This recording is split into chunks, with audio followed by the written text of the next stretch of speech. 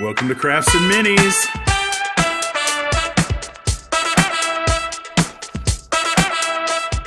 Hashtag Hobby Streak Challenge. Getting after it every day in the hobby, doing that hashtag Hobby Streak Challenge, posting an update every day on Twitter with the hashtag Hobby Streak. So far, I'm 27 days in, 4 weeks into 2020, doing a little bit in the hobby each day, and here's the fruit of the 4th week. Now, before this week, I painted 112 minis for 2020. 39 more minis joined the crew in week 4. So now I've got 151 minis painted over 4 weeks of 2020. That's really good for me. My quality of painting is going up just a little bit, I think. But also, last year when I did the hashtag Hobby Streak Challenge, I ended up getting 126 days in a row, which was awesome. But also, it took me 5 weeks to paint over 151 minis. So I'm getting those numbers up, getting after it, clanging and banging. So I want to go right to left, show you what I got painted, and I'm actually really pleased with this week. So on the right-hand side, I've got these miniatures that are all the same, 14 of these from HeroClix. Now, HeroClix has the license to a bunch of different video games, and I am not familiar with this video game because I don't play a lot of video games, but it's from Dota 2, D-O-T-A, number 2, and they're called, I think, Faceless Ones or Faceless Void, something like that. Faceless Void, Faceless One, and you can tell, actually you can't tell because I didn't highlight their faces that much, but they have like a hammerhead shark head, but no eyes, kind of like out of something in Pan's Labyrinth. How cool is that? But they do have a mouth and like nose holes, which is a good time. So they have hooves. They have arm armor, the shoulders and arms, which is kind of fun, a little different. And they have these maces that I painted up as like these awesome bronze maces. And so I used the bronze color for the armor, the belt buckle, and the mace to tie it all together. And then I did different colors of the loincloths. So you can see these are 2 different colors. I actually ended up doing 4 different colors, and I didn't highlight them much. I kept them pretty dirty after the wash, which was on purpose. I wanted them to look a little more grungy and dirty. And so these are just a fun creature that you could plug in as all sorts of different types, right? Of creatures in your games. I mean, they could be like bad fae. They could be, of course, like little devil type guys. But they're a lot of fun for your game. So 14 of those. Now, to be honest, if you want to find these on eBay right now, you're going to pay way too much per mini. I've got these all at once from different sources about a year ago. I go on these little streaks of picking up minis, these little spending sprees, and I get obsessed with certain sculpts and I just get after it. So I ended up getting 14. But if you want to look, yeah, Dota 2, HeroClix, Faceless, and you'll be able to find those. This is a big old mini, Mr. Squiggly. Mr. Squiggle's face. Squiggly Wiggly. And he was a lot of fun to paint up. So this mini is a monster from the board game The Others by Cool Mini or Not, Simon Games. So I think this was in the main box. I don't think you can get it separate unless you're getting it from a secondhand seller. I wanted it to be this gross green with blue mixed in and some browns, and like he looks like a giant sewer monster or something from the deep. He's got all these tentacles. Actually, like the sculpt is crazy. So from his belly, you got these 2 tentacles that come out the back. And he's got basically 4 hands, and he's got the crazy squiggly beard of tentacles, and he's a lot of fun. All the tentacles up top. But he's a really fun sculpt, and you can tell based on the inks I used that he's pretty glossy too, and that was on purpose, kind of. I mean, I didn't know for sure what the particular inks were going to do on him, which you should probably know. But, I'll probably spray varnish this, but I might actually do this guy gloss because he looks really good, a little shiny. But the game The Others has monsters based on the 7 deadly sins. So I can't remember which of the 7 deadly sins this guy's based on, Mr. Squiggles. But he is so squiggly wiggly, but he was a lot of fun. So he looks really powerful on the table. Like he commands the presence of a crowd, and an adventuring party, of course. If you put him out there, watch out. He is going to squiggle all over the place, and be just a nightmare to handle probably. So he's on I want to say a 75 millimeter, like 3-inch base maybe. I think that's right. Either that might be like 80 millimeter. The other one from a video game that I did this week is from the video game God of War. And this is a toy I picked up at GameStop. So GameStop has become not just a video game store, but a toy store. They sell a bunch of Funko Pops and other video game toys. And they actually have discounts quite a bit. They have like a clearance rack usually that you can go in and see. And so I picked this guy up. Now, he was pre-painted. He wasn't on this base. I put him on, I think, a 60 millimeter, just over 2-inch base. MDF. I love my round bases. Buy those MDF bases in bulk off of eBay, which is awesome. And I painted them quick and dirty. That's my style. Now, I used a lot of different, a few different GW contrast inks, and you can tell if you just use contrast inks and you don't go back and highlight, you see the pocket of ink that can happen.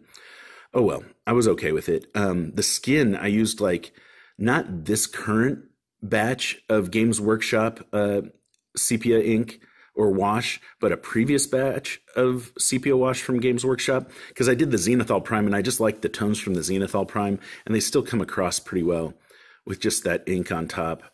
And he looks like a big old giant, right? So he could fit in a lot of different ways in groups as a giant, and I like him. He even has like a horn on his side, which is pretty cool, and it just gives you some flavor. So I imagine like your party hears like an enormous horn, like one of those big old Ricola horns. Remember the Ricola videos or commercials? Ricola, and you hear that huge horn, and then you hear the footsteps grow louder and louder as it approaches the party. Now, let's not get out of hand. This is a beholder. He's unfortunately become a collector's edition miniature. These are rarely in stock at local game stores because they are such a good deal. WizKids has put out all these monsters for Pathfinder and Dungeons & Dragons, and the beholder is a Dungeons & Dragons monster, classic monster. It's on actually the cover of the monster manual currently for 5th edition, and it's awesome. Now, these retail for $5.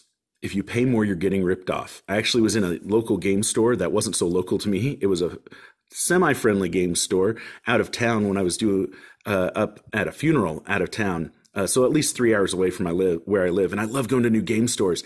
And they had one of these marked up for $20. Do not get ripped off. The secondhand sellers selling these for way too much. I mean, just know these are $5 retail. That's how much I've paid for them. So that's just my little spiel. Now, I was hesitant showing you because I'm not very happy with this paint job. And you know what? Done is beautiful unless it's a nasty beholder that you don't like. No, I'm kidding. Done is still beautiful. Just got it finished. I didn't do a lot of highlights on the scales. Some people really focus on the scales, and I've seen some beautiful paint jobs on this mini.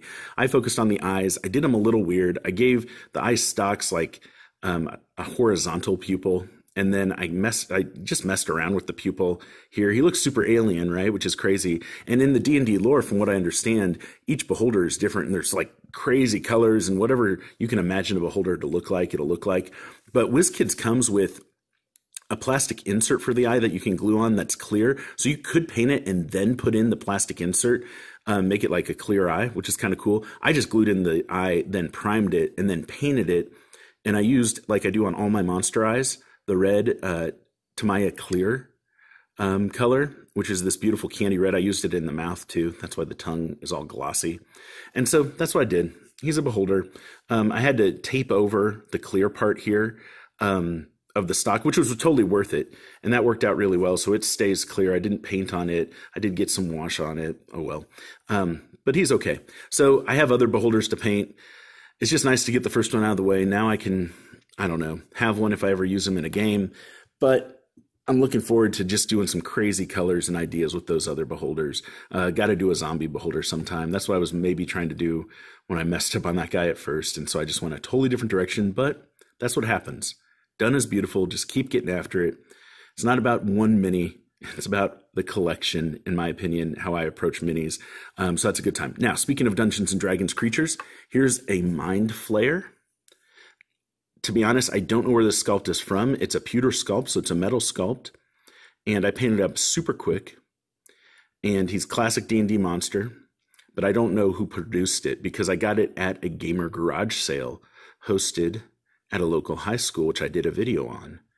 And he's awesome. I mounted him on a 1-inch fender washer, and he worked out really well. He's got a skull in his hand, you know, getting after those brains. So that's a good time. Boom. Oh, I'll put him up here. Now, I painted him purple because I was doing so much purple this week. So, well... Mindflayer skin is typically like purplish, I guess. But so I did so much purple on these other guys. So these are some crazy cultists, okay? So first of all, from the board game Cthulhu Wars, I got these secondhand on eBay, a dozen of these cultists. And so they're purple, and then they have gold highlights. That's it. You know, just had to do a little skin color, paint the books. Awesome. Now, a choice I made was not to do anything in their hood. So there's no real detail there for a face in the hood anyway. Like I couldn't see much detail. So you could paint some cool, like spooky skull looking detail in there or something, but he's got like fleshed hands, you know, hands with flesh. So I just, you know, kept the inside of the hood dark. So it's kind of cool on the tabletop. Like the face is under the shadow of the hood. But all one sculpt. I didn't try to do anything different for each of these. Just painted them up nice, fast, and dirty. And I wanted the purple to come out, but, you know, a beautiful complement to purple is gold or bronze. Bronze is just like a darker gold, right? So I used, I think it was a bronze color from Vallejo's Air line of paints. So Vallejo Air, which was really nice. I really, really liked those Vallejo Air paints. So I did those, 12 of those. I did 8 of these.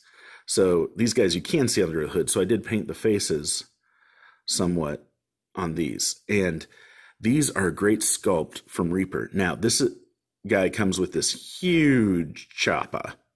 So this huge blade. And that's awesome. Two-handed, looks awesome. And I really loved, like, I looked at this miniature, I'm like, okay, what can I make it stand out? Because I wanted it to be super quick and dirty.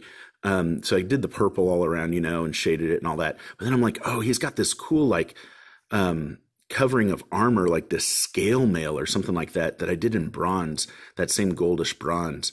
And it worked out really well. So those, I went back and picked out all the bronze on these guys, and it just pops now. Right? It pops. So those are a lot of fun. Now, this particular mini is a bones material from Reaper, and it was sold in a pack of 3 other minis, or 3 minis total in a pack, 2 other minis, 2 other different types of sculpts. So I had to buy 8 packs of those to get 8 of those guys. I don't suggest that unless you really like the sculpt like I did, but it was a lot of fun. Okay, and then in the same like line of cultists from Reaper comes this guy, and you can tell he's like kind of the leader. He's got a interesting walking stick, and he's got all the doodads around him, you know, his phylacteries and whatnot. But I used a little silver to complement the gold on some of his, and it worked out really well. So he stands out. You can tell in the crowd he's got more gold and shiny bobbly bits on him than the other guys. So that worked out really well. So that was 8 guys with the swords, 12 cultists with the hooded faces that you can't see their face, and then this one guy as the leader. So that's awesome. Now, someday I'm going to show you a video of how all those cultists work together with these guys. Remember that? The purple flame guy from before? Oh, yeah. So that'll be fun. That'll just be a profile in an awesome encounter / group in a campaign that you could use for a role-playing game. But that's this week. 39 miniatures. This video went just long enough. I'm not going to say it went too long. I'm going to say it went just long enough. But I really appreciate you watching. I want you to consider doing the #HobbyStreak yourself.